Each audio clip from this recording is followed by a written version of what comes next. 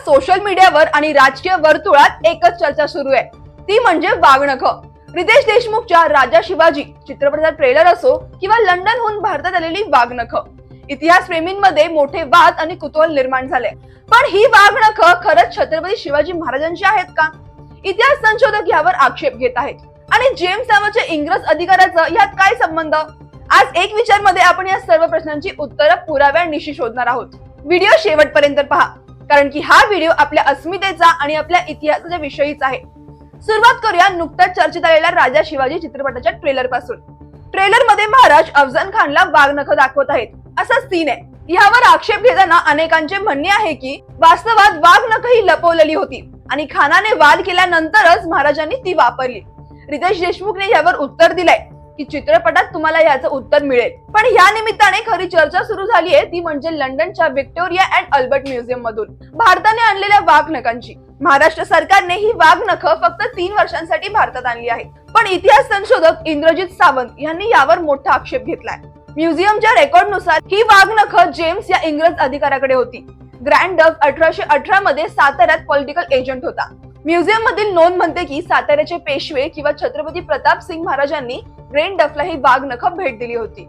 नोंदणीमध्ये एक महत्वाची गोष्ट लिहिली होती, 160 वर्षांपूर्वी वापरलेली गेलेली वाघनख हीच असावी। हे सिद्ध करणं आता शक्य नाही, तरीही ही वाघनख साताऱ्याच्या राजघराण्यातून लंडनला गेली होती, हे तर सत्य आहे। मग ती प्रत्यक्षात महाराजांची आहेत की त्या काळातील तशीच शस्त्र आहेत, हा संशोधनाचा विषय आहे। आता थोडं इतिहासात जाऊया। 10 नोव्हेंबर 1659 प्रतापगडच्या पायथ्याशी झालेली ही ऐतिहासिक भेट आहे। R.M. बेंथम आणि काही इतिहासकार सांगतात की महाराजांनी अत्यंत सावधगिरीने नियोजन केलं होतं। त्यांनी अंगारक्याखाली चिरखट डाव्या हाताच्या बोटांमध्ये वाघनख लपवली होती। जेव्हा खानाने दगाफत करून महाराजांना आवळलं, तेव्हा महाराजांनी ह्याच वाघनखांचा उपयोग करून खानाचा कोथळा बाहेर काढला होता। वाघनख हे एक गुप्त शस्त्र आहे, हे शत्रूच्या अगदी जवळ गेल्यावरच वापरलं जायचं, म्हणूनच या शस्त्राला महाराष्ट्राच्या इतिहासात अठळ स्थान आहे।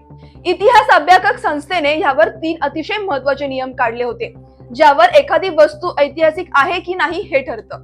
पहिला म्हणजे ती वस्तू त्या व्यक्तीने स्वतः दिली असावी किंवा प्रत्यक्ष पाहणाऱ्या माणसाने दिली असावी।